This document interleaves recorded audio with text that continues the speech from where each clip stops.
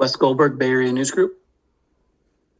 Hey, Bob. Kind of related, but what did you guys learn now that the season is over about developing top prospects like James Wiseman? Was it maybe a little bit more challenging than what was originally anticipated?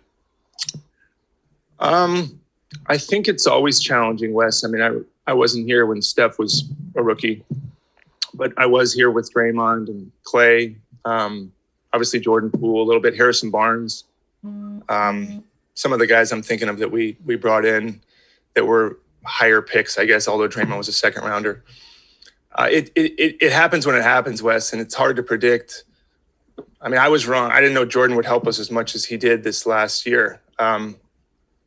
I don't know what's going to happen in the course of these guys, is how fast, how slow. There's an unknown to what we do, but you have to predict something, right? You have to make some guesses, some educated guesses. And so it's really about being helpful in some way, helping the team win. And I think that would be the goal with any rookie we have. Can this guy add to winning in the minutes he's on the floor?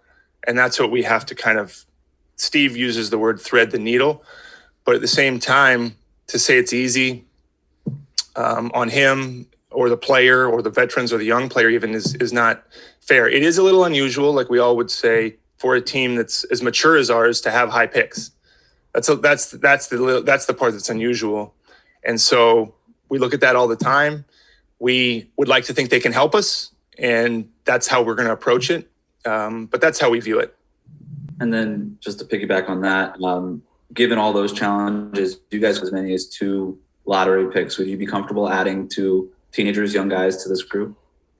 It depends on who they are, right? It depends on what else we do. It depends on what's available. It depends on what optionality exists. It always, I know those answers aren't what you want to hear, but the truth is, you know, you can look at a lot of different things and some come to fruition, some don't. I do know we need veterans. And the one area I can say without kind of equivocating is we have to add some veterans in free agency. We just have to. We're well aware of that. And we will try to do it. We actually tried to do it last year with a few guys. So it wasn't as if that mindset didn't exist. We were, you know, it doesn't matter, nobody cares, but we were in second place with quite a few guys that I think were veteran, could have helped, but they chose to go to a team after Clay's injury that they thought they could win it more, and that's fair to them. Some even said, had Clay not gotten hurt, I would have come. Who knows if that's true or not? But that's the thing we hope we've accomplished in the last couple of months, is proven to some of those kind of guys, I think the Warriors can win. They have to believe that. I hope we showed that we're close, but that's what you get when you're looking at a vet minimum guy or a vet taxpayer that's maybe taking less money, is, can I win with the Warriors? There's no doubt they like playing with Steph, and they love Steve, and I think they view our organization as one that takes care of its players. But those players are in demand, and the contending teams are after them. But we did it last year. We didn't get them, but we're going to try to do it again. And I think hopefully we'll have some more success this offseason.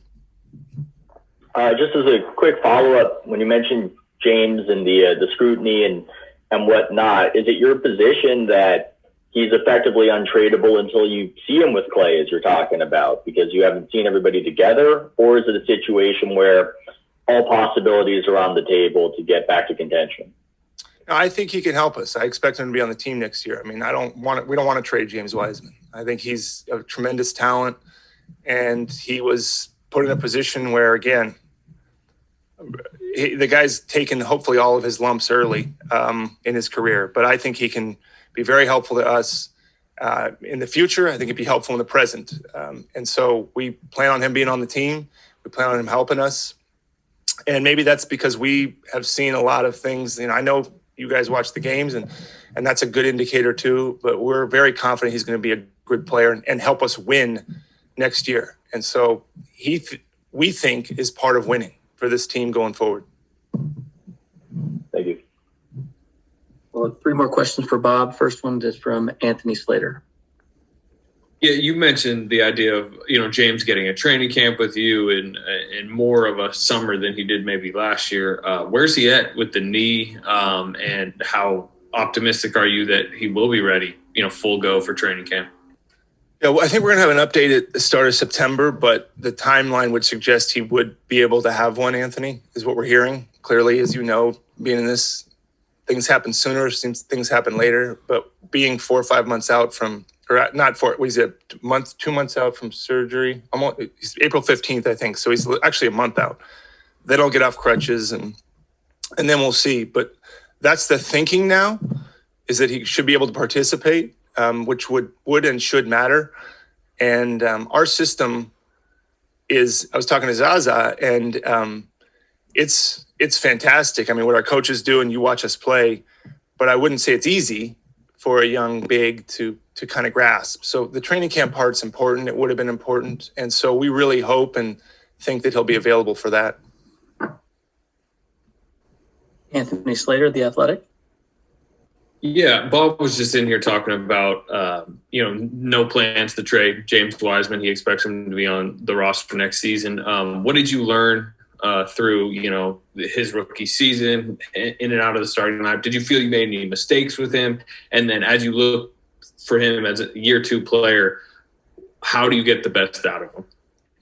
Yeah, I mean, I think as far as James goes, I think he's an unbelievable talent. And we absolutely should nurture his talent and continue to help him grow. And that over time, there's no doubt in our minds this guy's going to help us. He's going to be a really good player in this league.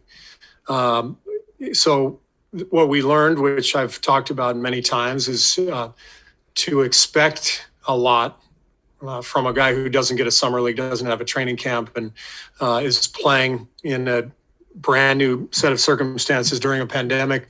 Those are high expectations. To expect anybody to come in and get it at 19 and figure it all out in a season like this, where as an organization ourselves, we didn't have everything, all aligned because of Clay's injury and because of the turnover in the roster and lack of camp. So very difficult set of circumstances for James to enter into. And as far as his development, he works really hard, and our coaching staff did a good job with him. There are certain things I can do better, putting him in positions to be more efficient offensively, for sure. But that's all part of the process. He has to grow. We have to grow with him. But that's all fine. That's how this whole thing works. But as I said, the difference is he'll, next season, he'll have a year under his belt. We will have a year under our belts. We kind of know who we are as a team. We know where we can help him get better and where he can help us as a team. And then it's on everybody to make that improvement and help the process.